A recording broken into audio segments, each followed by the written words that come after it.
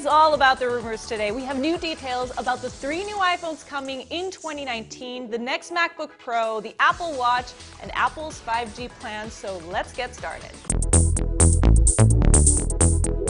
I've decided to switch things up a little bit today because, as you can see, I brought some props with me, and I'm going to need a table. These right here in front of me are the 2019 iPhones.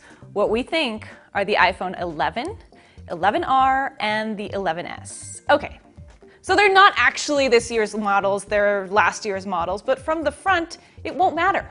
A new report from 9to5Mac this week paints a pretty clear picture of all the changes, or in some cases, lack thereof, we can expect in the next batch of iPhones.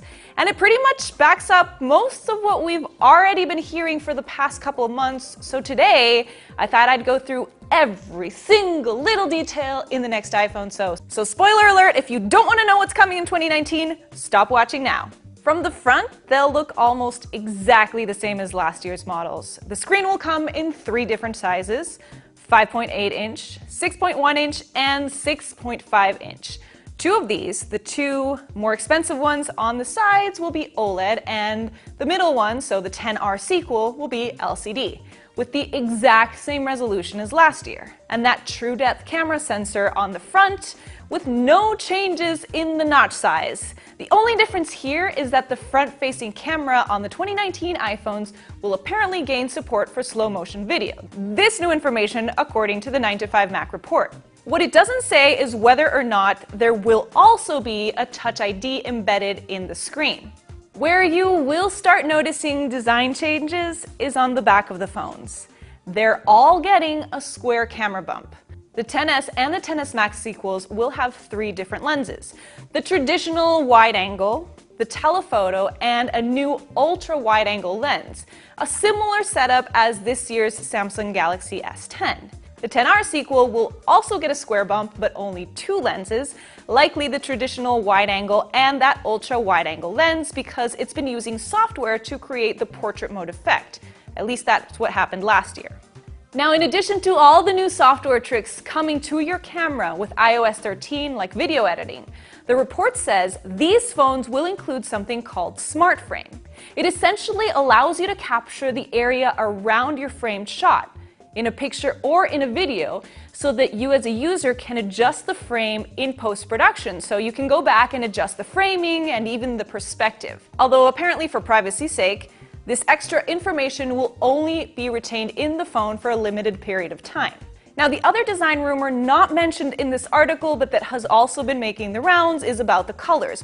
Apparently, the XR sequel will come in lilac and in green. These 2 colors would replace the current blue and coral options. No word yet on the other 2 phones. However, if I had to guess, I would maybe say a matte glass option. And expect a new mute switch on the side of the phone with a circular design that slides up and down like on the iPads instead of the current design. This was not mentioned in the report either, however. What the report did confirm, or at least back up, was rumors of a Lightning port. We'd heard earlier rumbles about Apple potentially changing to a USB-C port, but that's not the case. With design out of the way, the report also backs up rumors of a larger battery and 2-way charging so that you'll be able to charge your other Apple devices on your phone.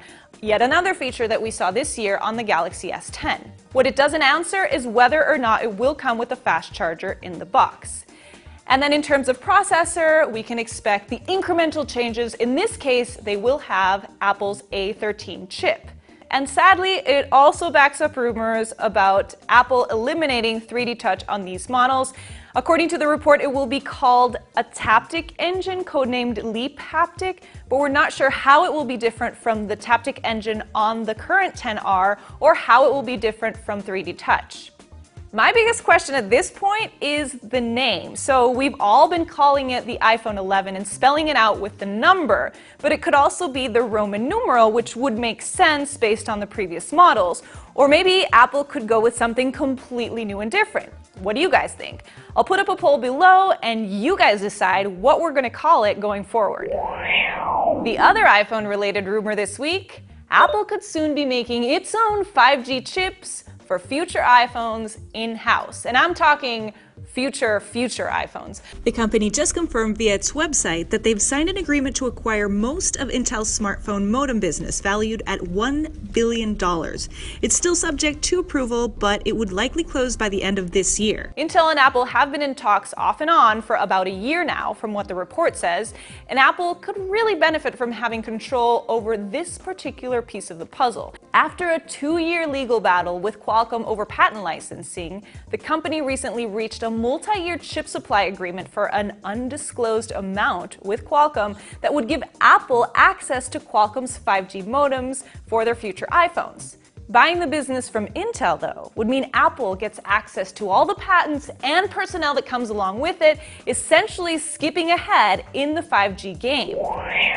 Next up, more MacBooks. Apple recently refreshed its MacBook Air and MacBook Pro lineup, but we could be getting a brand new MacBook Pro as early as October. According to a recent report in the Economic Daily News, Apple is gearing up to launch a high-end 16-inch laptop with an even better LCD screen than the current 15-inch MacBook Pro. Other potential updates to this machine would include better performance, obviously, and a much-needed new keyboard that would ultimately switch from the current butterfly switch mechanism to a new scissor switch mechanism. But the upgrades won't come cheap because, according to the report, the cost of this new MacBook would be $3,000. It also mentions an updated version of the 13-inch MacBook Pro and Retina screen MacBook Air in October. There's also a new rumor about the Apple Watch, which I know a lot of you have been asking about, and this one talks about the Apple Watch switching from a traditional OLED display to a micro LED display. This would not only make the screen look nicer, but it would also make it more energy efficient, allowing for better battery life. Now, the catch here, though, is that it won't be coming for at least another year, which begs the question of what Apple is doing this year with the Apple Watch. At this point, we've heard very little about the 2019 Series 5 watch, and the fact that we're already hearing about future models makes me a little bit nervous that we may not be getting one this year. And just when we thought Apple might be putting on the brakes on its AR/VR glasses project, we get new reasons to believe it's still a go. This week, Apple filed a new patent for a mixed reality system that would include a head-mount display and a controller capable of combining both augmented and virtual reality. Now, the headset itself would come with a bunch of different sensors capable of gathering information both from the user and from the environment around the user, while the controllers themselves would have at least one processor and maybe two. We were expecting a headset from Apple as early as 2020, but last week's rumors suggest we may have to wait a little bit longer. That wraps up our show for this week, but make sure to tell me what you think the next iPhones will be called. And check back in with me next week for more Apple Core. I'll see you then.